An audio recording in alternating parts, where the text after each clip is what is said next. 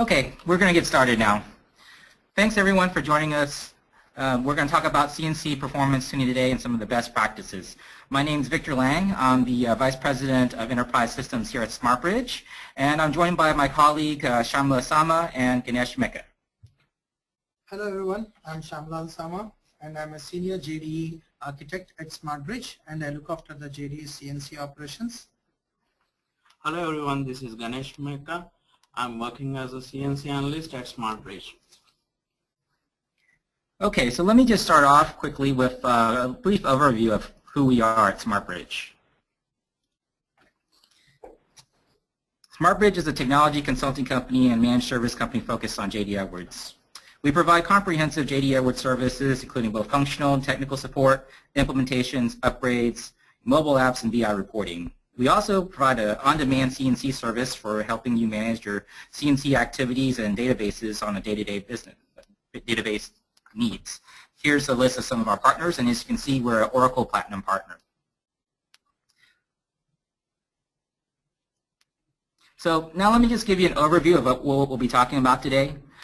Basically, our agenda is first kind of a basic overview of performance tuning. Talk about some of the components and layers that are involved with your JD Edwards environment when you need to go through a performance tuning exercise. And then we'll actually go into some tips on talking about each of the individual layers and ways you can tune those layers, and then some overall considerations at the end. If you have any questions, feel free to go ahead and enter those questions and submit those. We'll try to address those either later in the presentation, or we will review all of those and send you responses after the presentation.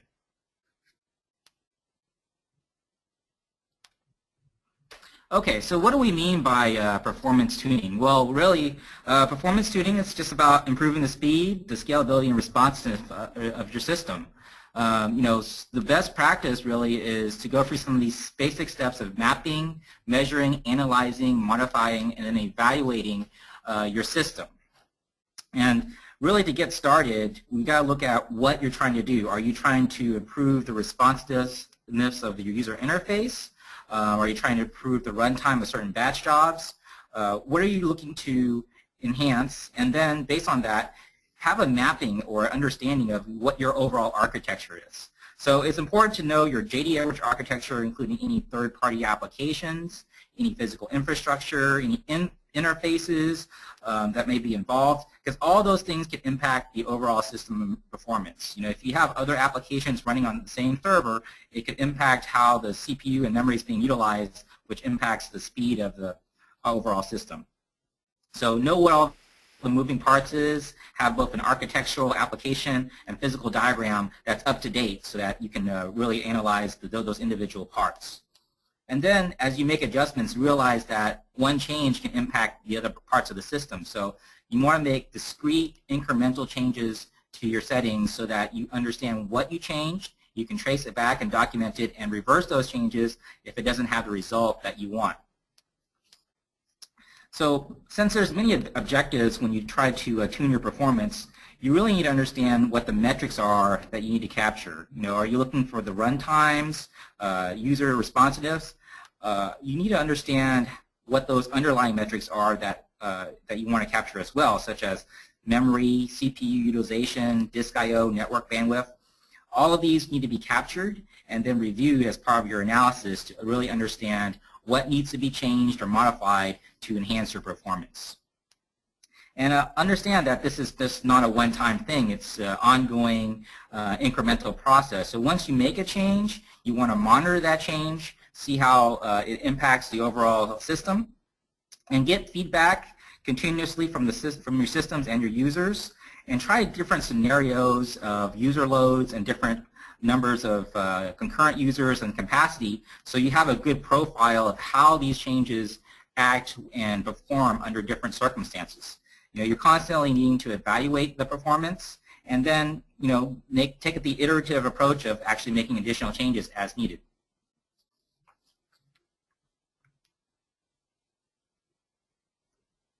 So I'm just going to give a brief overview of kind of the conceptual layers that we're going to be talking about today. As we mentioned before, there's various components and layers that constitute your JD Edwards environment. Here what we have is a presentation layer, which really is the part that presents the web pages and the user interface. You know, it involves the web server and the JAS server. There's the foundation layer, which is really your app server, and it's basically processing your batch jobs, your business services, and all the business logic.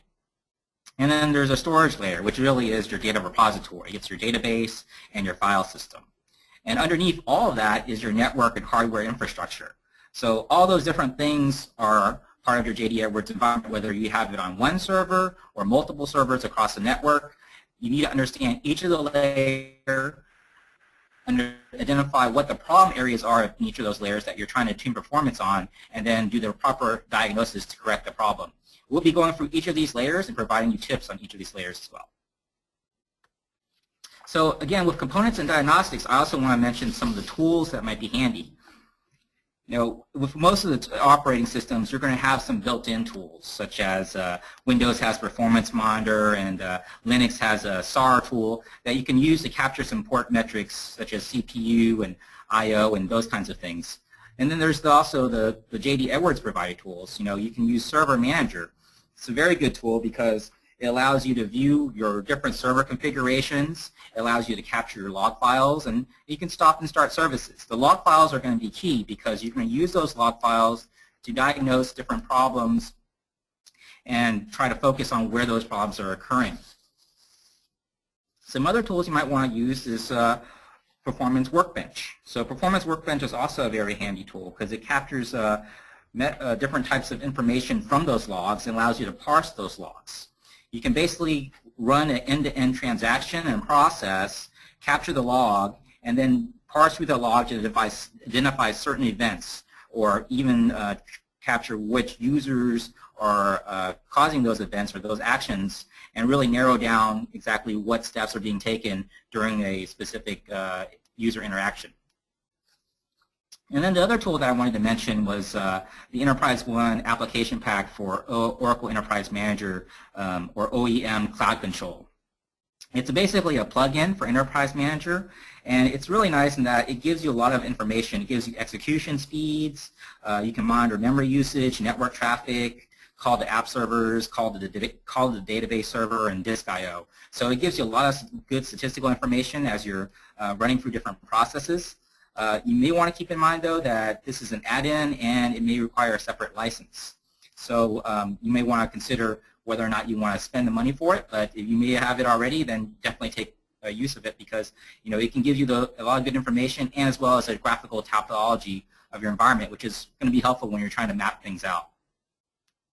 And also, if you have third-party tools, that's definitely something that you can take advantage of. You don't have to use all the tools that I just listed here. It's not an exhaustive list, and a lot of tools can be used outside of this that can give you good information as well. So now that I've gone over some of the tools and the different layers, I want to hand over to Shamla here, and he's going to actually start with the presentation layer and give you a good overview of that, as well as some of the tuning tips regarding that. Hello everyone.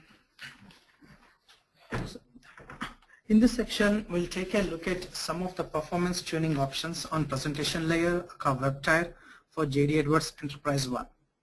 Before we proceed ahead and discuss on the fine-tuning areas, let us talk about the component of JAS architecture. It's just a quick recap of what Victor has shown you, the JD architecture.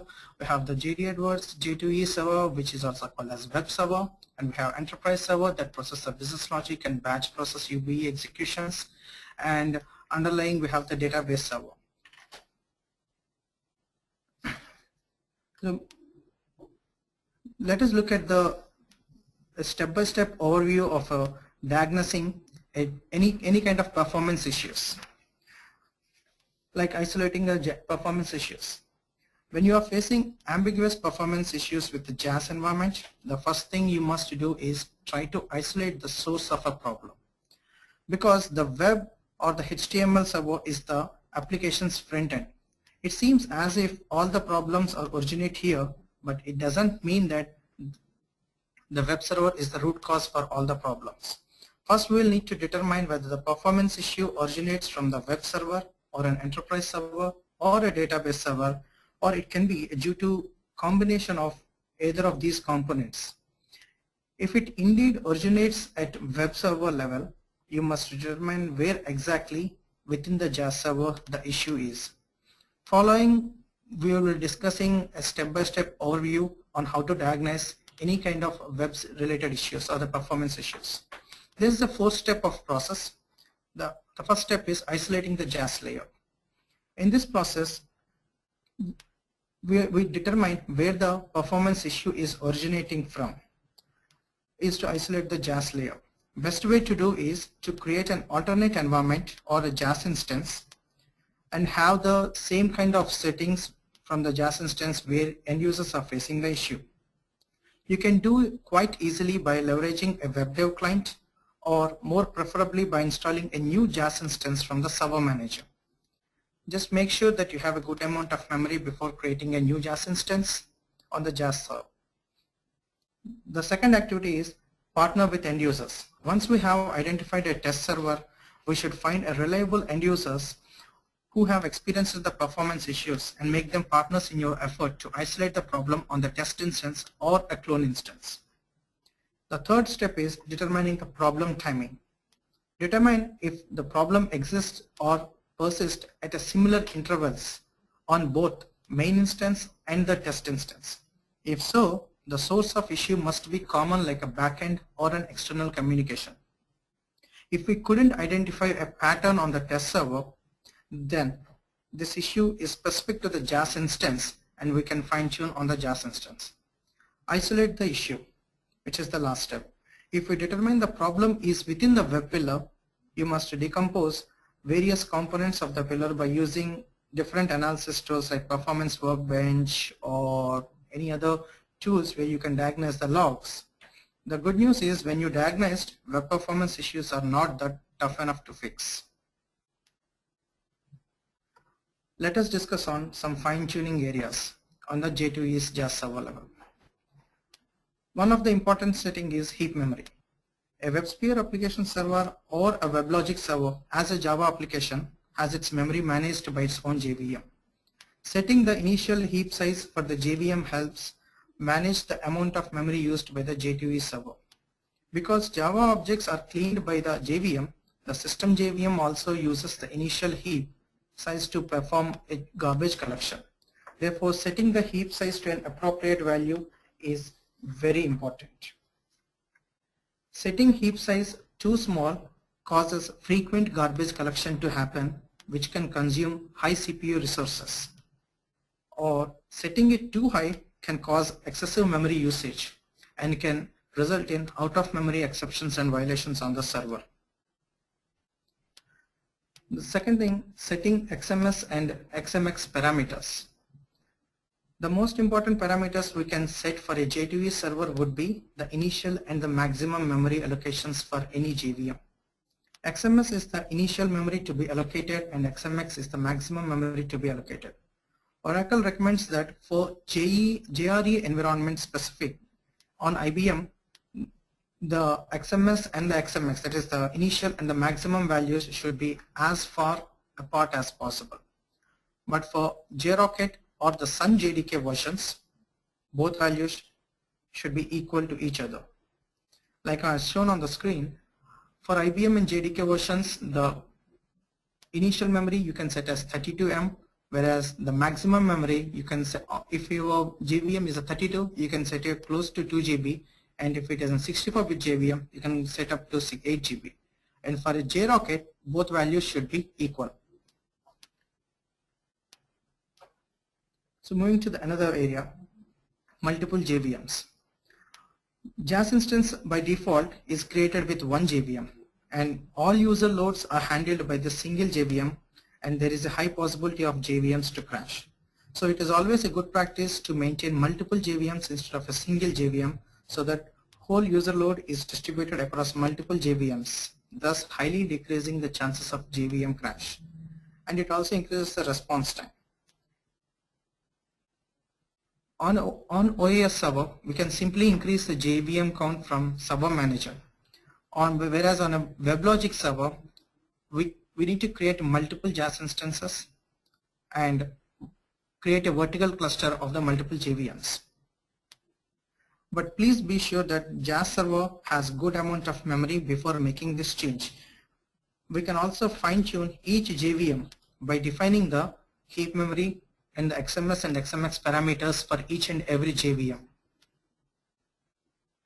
So this is a way you can make the changes in the server manager. On the Oracle application server, you can directly log in, navigate to the web instance, that is where your application server resides, and simply change the parameter from 1 to the desired number. It could be 5 or 7, but make sure that you have enough memory on the JAS server. And on the Oracle WebLogic server, you need to create a multiple instances and do a vertical clustering.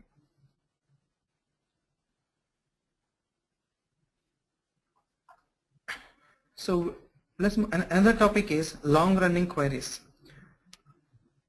When you need to isolate a long-running queries that are running from a JAS server, you can find them quite easily by creating a user-level logging setting and maintaining a threshold for the query execution time.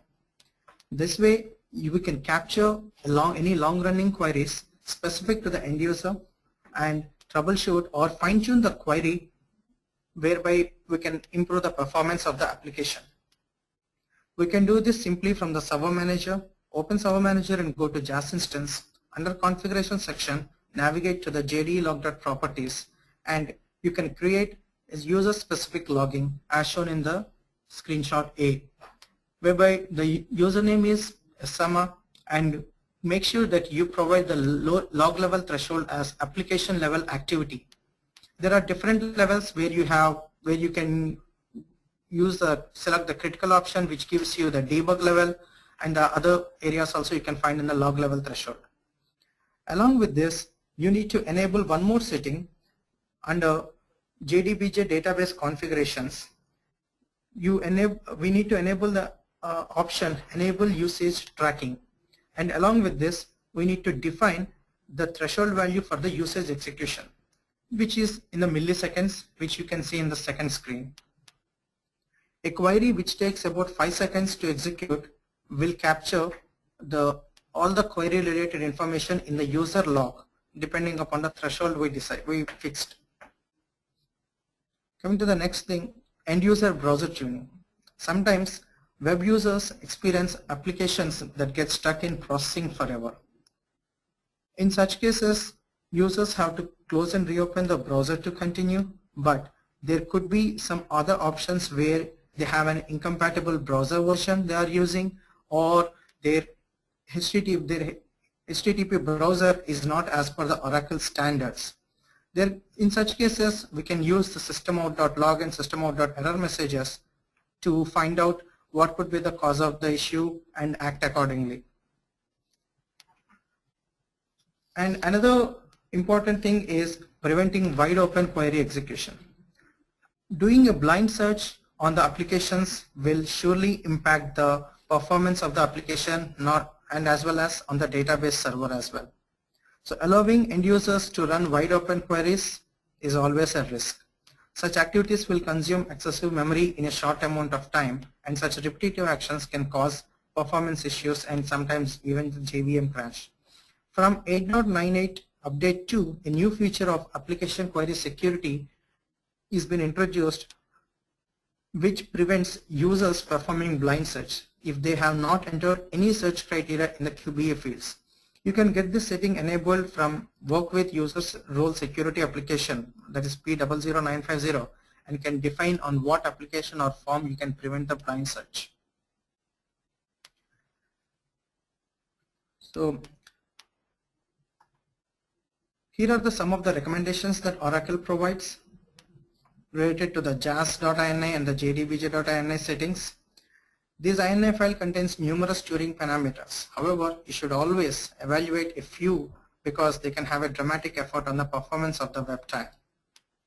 Though all these settings are recommended, we should always test these settings on a sandbox or a test environment and then proceed ahead implementing on the production. So let's talk about a couple of options here, like a user session timeout, which should always be less than 1 hour, and but at the same time it should be greater than the J2EE server timeout we define in the web.xml file. We can have the maximum number of connections to 25% more than the max number of users, and we can have the maximum, though the maximum open browsers comes with a default value of 10, let's limit it to 7 for a better performance. And Oracle, some good Oracle documents are available on the Metalink portal, and couple of related to the application server we are using, and couple of documents are mentioned on the screen for your reference.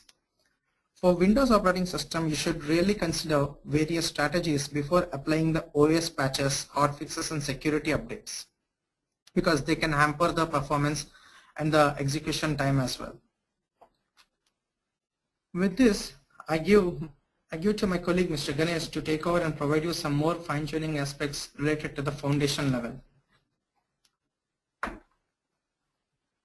Hello everyone, I'm Ganesh and I'll walk you through the concepts and ideas of fine-tuning the foundation layer. Usually the foundation layer consists of enterprise, logic and batch servers, and we can leverage the power of these different types of servers according to our business needs. When the database, event code, business logic and batch applications reside on a single server, we call it as an enterprise server.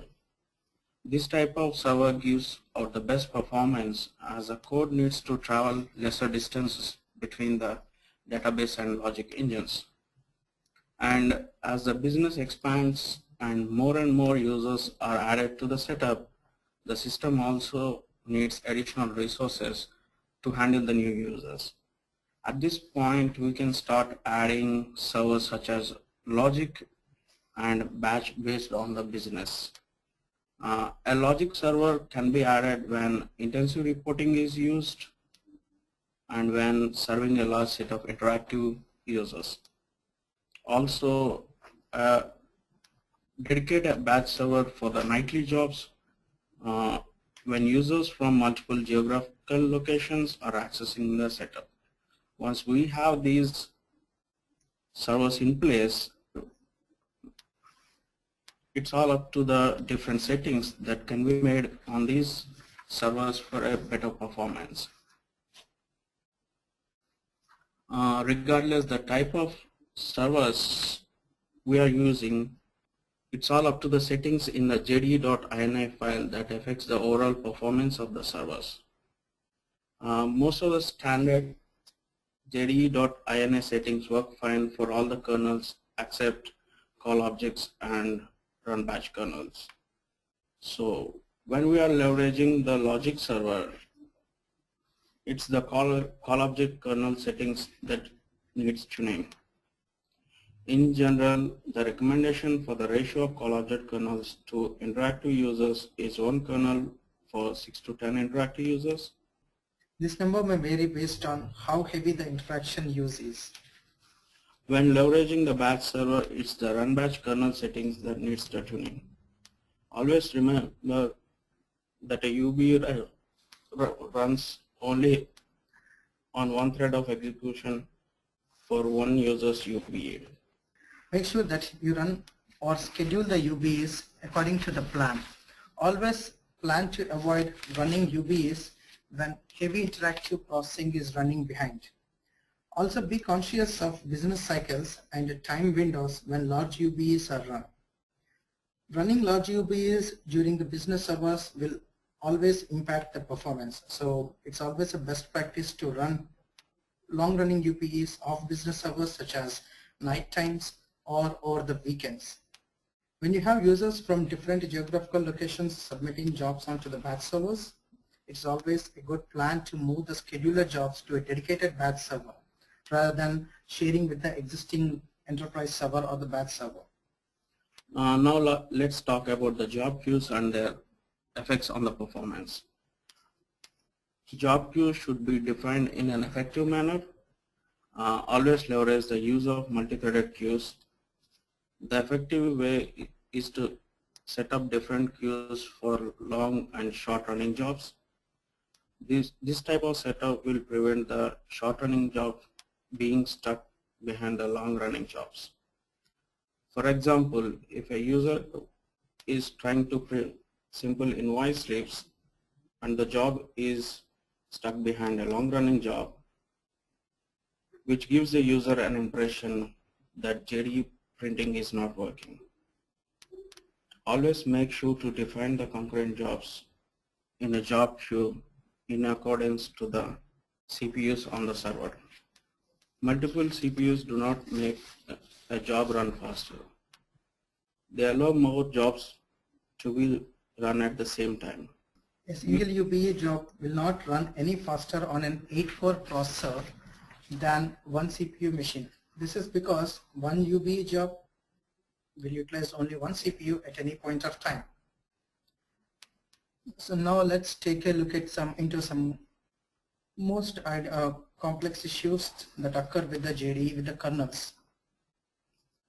The EnterpriseOne kernel can sometimes encounter certain complex issues which have proved intractable to resolve. Some of these intractable issues are kernel crashes, deadlocks, and out of memories. One of the most common is the out of memory issue for call objects and run batch. Memory is allocated but not released or freed, which reduces the available memory for other applications and eventually causing the system to page virtual memory to the hard drive, slowing the application and crashing the applications. Memory error may have multiple patterns. It's not always due to a single point of error. It may also occur when the server is underpowered. Immediate corrective action that can be taken is by selecting the process which is causing trouble and clearing the cache. The clear cache is now available in Server Manager to clear internal tool caches for the process that has been selected. This should reduce the memory footprint of the process and may cause some performance impact while the caches are being rebuilt. It is very important to apply latest ESUs which are categorized memory and performance. This can minimize possible memory corruptions and all the baseline ESUs are to be in place. For debugging purposes, check JDE log and capture JDE debug log through Server Manager. Make use of advanced memory diagnostic tools if applicable, such as JDAM and BMD. Heap and stack are handled by operating systems, so logs from EnterpriseOne may not contain full information. If applicable, run offending applications in the web dev client and non-Java environments where default BSFN is mapped to the local through OCMs. This enables you to determine whether the issue is platform specific or not. Let's move on to another complex issue called zombies. When a kernel process does not respond back to the requests of its parent process, it can be considered as a zombie state. The following conditions may cause a zombie call object kernel. A BSFN runs indefinitely, or a BSFN has a memory leak due to incorrect pointer handling in the C code or abrupt termination of the parent process. Zombies can also occur when there are other issues on the enterprise server, like call object kernels rely on the availability of other kernels like metadata and the JD net resource. So in most cases, an object may not be the culprit, it can be a victim. Immediate corrective actions that can be taken on the zombie kernel is by using the kernel recycling option. Kernel recycling, this feature recycles call object kernels and it prevents a single process from impacting or bringing down the entire system. It also prevents new users from being associated with the kernel and possibly being impacted if the kernel is in zombie state. This allows the system to gracefully shut down the kernel and reclaim the resources. For a permanent solution, we can look at the debug logs which are available in the Server Manager, and when any dump file gets created, it will be marked in the red color as shown on the screen. We can also use the diagnostic tools provided in the server manager such as memory diagnostics and the CPU diagnostics. These two features write down the memory and EnterpriseOne objects diagnostics data and memory business function call stack to the JD debug logs. We have put together some of the suggestions that were made by the Oracle and let's take a look at them. UB kernel. Oracle recommends one kernel for every 60 users. Make sure that we have an extra kernel for any unexpected workload we have. Let's say there are 60 concurrent users in the system. So having an additional UB kernel or maintaining a multiple UB kernels is always a good practice rather than just going by one UB kernel for all 60 users. And the security kernel, one kernel for every 60 to 70 users. Generally, this security kernel won't be on an auto start mode, but keeping this kernel on auto start mode would be beneficial to start the process upfront rather than waiting for the process to spawn on request. For call object kernel, Oracle generally recommends for one kernel for every 6 to 10 users. But if you are using any third-party tools like Vertex or anything that gets directly communicate with the JD in fetching the data or anything, then we can have even less. And then kernel recycling, which we already discussed. So based on our previous experiences, kernel recycling, we can have it sometime in the mid of the week or so during off business hours so that all the memory or the call object kernels can be recycled and be useful. Most of the users forget to use cache settings for their frequently used custom tables. Make sure that you have them in place. We can use a JRocket as JVM for large BI reports as it does not need continuous memory of blocks. Always test only one setting at a time and do not implement multiple settings in a single go. We can also take a help of Oracle support or a CNC expert while making the changes. With this, let's move to the storage layer. In this section, we'll discuss on process you can utilize to fine-tune your database server. Along with the presentation layer and the foundation layer, we need to have a proper database server in place which can serve the request from the enterprise server or from the end users. We'll share some different strategies involved since there are differences regarding how the database relate to their operating system. Let's back up and focus on different logging areas we need to look when any performance related issue arises. Database server. On the database server, we have error logs and the default trace logs that gets created. Maybe in case if we end up in any high performance issues, we can enable or increase the tracing level which captures the each and every activity that happens.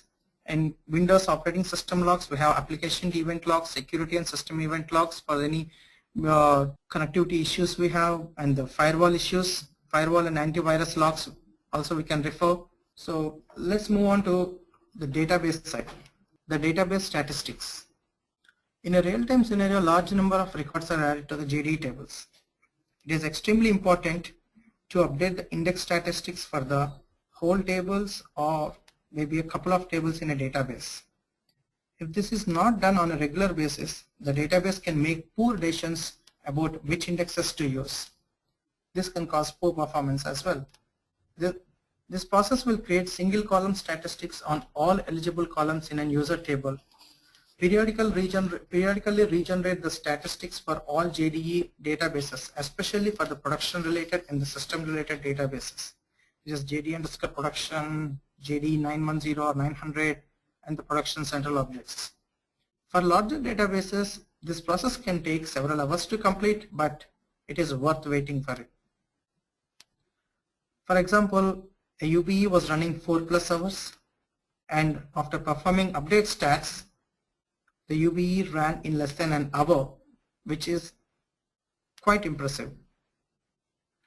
All database softwares comes with its own inbuilt stored procedures to perform update stats on the databases. For example, SQL Server, we can use SP update stats, or we can create our own procedures as well.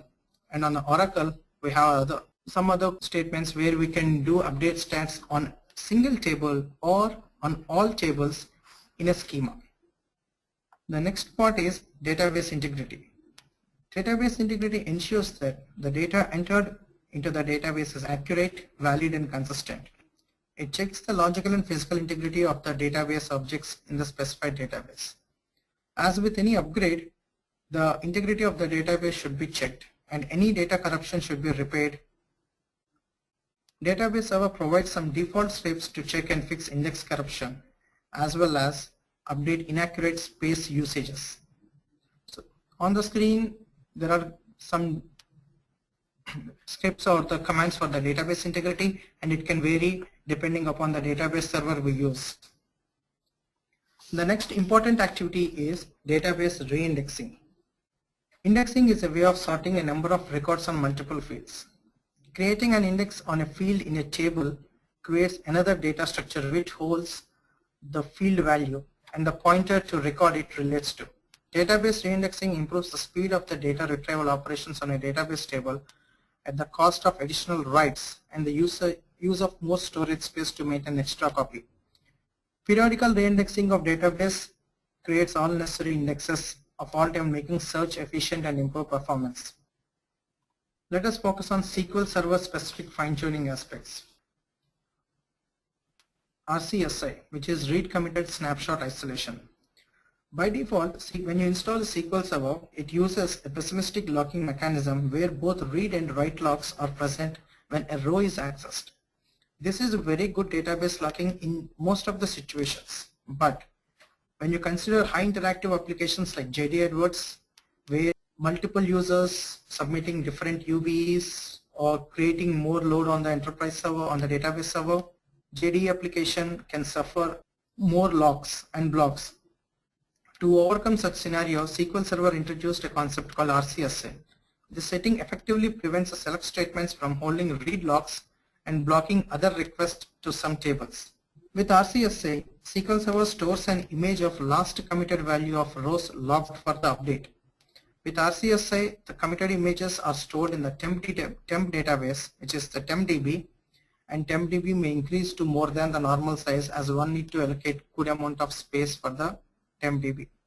Though there will be a little performance drop in execution of smaller queries, but there will be a considerable performance improvement in execution of a large or a long-running SQL updates, and also lowering the deadlock scenarios. Databases with RCSA option enabled will have a value of 1 and other databases will have a value of 0, indicating that it is following the default locking mechanism. Another point is relocate and resize the temp database. The SQL Server system database, the tempdb, can be a bottleneck on large systems. Tempdb holds objects, temporary tables, and default stored procedures while SQL Server installation. To make matters worse, by default tempdb is small and located on the C drive. This is rarely a good choice for a large database servers. But when you have RCSI enabled, then tempdb uses more space. In that scenarios, it's a good practice to allocate or assign 4 to 5 fast disks and move tempdb exclusively to that drive. It is also good practice to avoid contention by creating multiple tempdb files. Moving the tempdb from C drive to a different location, preferably a separate drive, having an SSD drive would improve a lot, but it will be a bit expensive when compared to the normal drives. There should be one file per CPU in the file group for the tempdb, and the best practices is it is recommended to have one data file per CPU, and this is especially true for tempdb when the recommendation is one data file. Moving to the log shipping. When you have third-party tools or applications directly accessing the JDE databases, there are high chances of database logs and the deadlock scenarios when huge IO operations hits the database. It is good to redirect the third-party tools to another database instance through log shipping, thus avoiding the unnecessary logs on the JDE databases. We have another interesting concept called maximum degree of parallelism, which is by default SQL Server gets installed with a value of 0, which denotes that all available processors should be used in executing the data in completing the database request. This setting is used to provide faster query response time, but in JD environments, large queries that need to perform full table scans generally consumes whatever resources are available, which can lead into resource locking issues.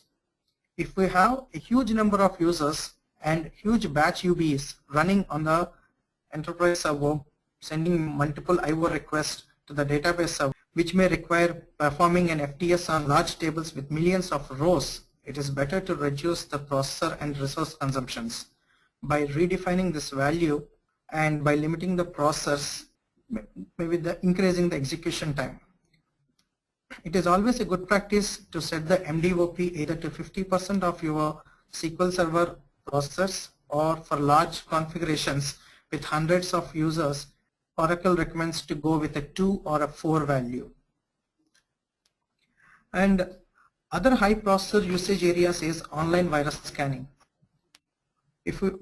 One needs to consider the online virus scanning also at the time of business hours, and various backup and restore utilities that are running in parallel, and also the power management settings, which most of the Windows servers are set to balanced mode, whereby it dynamically adjusts the processor clock frequency.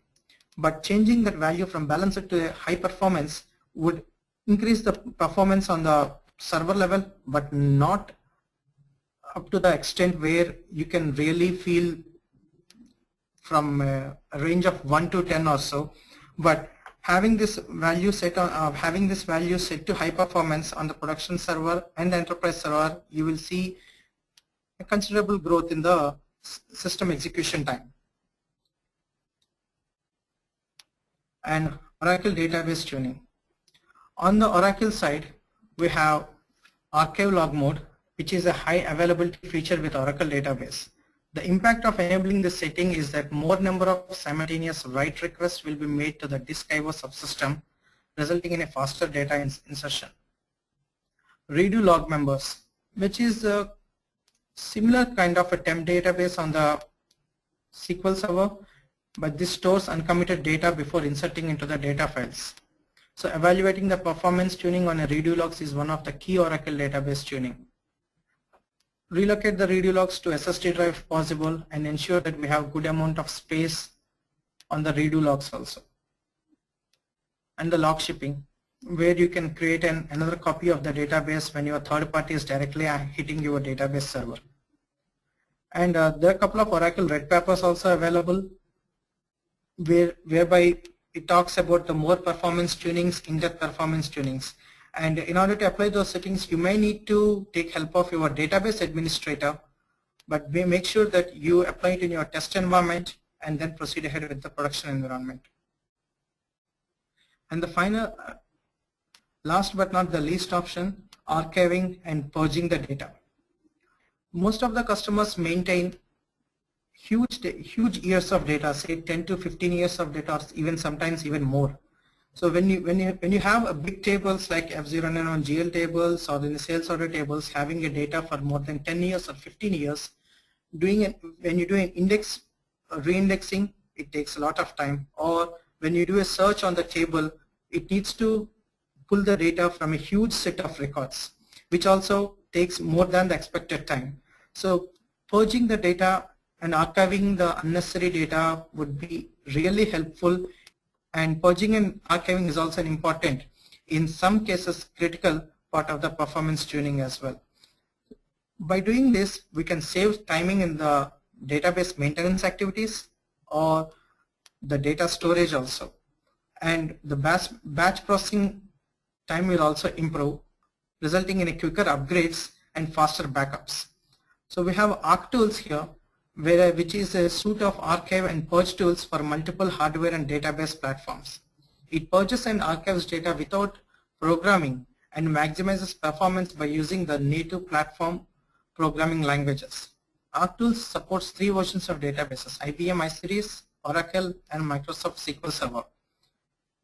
You can refer to the Arc tools website, where you can find more information on their activities and the different tools they provide in order to achieve the purging data. With this, I give it back to Victor. Thank you, Shyam and Ganesh. Hopefully we found those tips useful. Make sure you have a plan in mind in terms of what your long-term goals are. You want to make sure that your performance tuning efforts are in line with your long-term architecture. And for example, if you're seeing increasing number of users or a higher level of processing requirements, you want to make sure that the performance tuning decisions you make or the configuration changes that you make are aligned with these long-term goals and can support them. And in conjunction with your long-term goals, you may want to make sure that you're fulfilling any kind of specific requirements such as SLAs or specific jobs that need to be run within a certain time frame. Make sure you focus on these areas as well as part of your performance tuning effort. And also understand what your constraints are. Understand that based on your platform, not all of these configuration settings or deployments of the servers may be applicable. Some people like to use load balancing, clustering, or different RAID configurations, but that might not work for an AS400, or vice versa. Certain settings may not work for Windows. So you want to understand that hardware is also an important aspect. We mentioned the different things you can do with load balancing and clustering, but it's not always the best choice to add more servers because adding more servers, not only is there a cost factor, but there's complexity and additional maintenance. So make sure before you decide to purchase an Exalogic Exadata stack that you have the budget and it also makes sense for your long-term goals.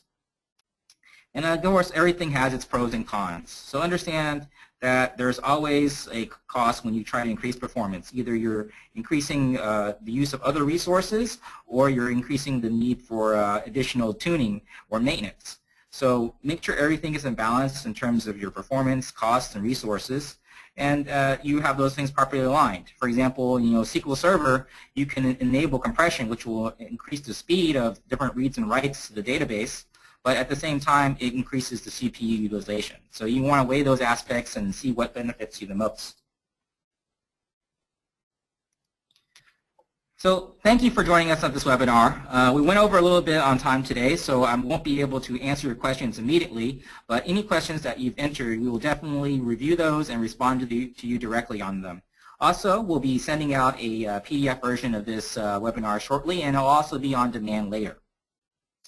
I wanted to also mention that we'll be at InFocus in December, and we are providing special service promotions related to this event. We're actually going to be speaking on Advanced BI Publisher, and we'll have special service promotions regarding BI Publisher, as well as upgrading to your latest tools release. So please contact us if you're interested in any of these offers. Thank you very much for joining us, and hope you join us for the next webinar or see you at InFocus.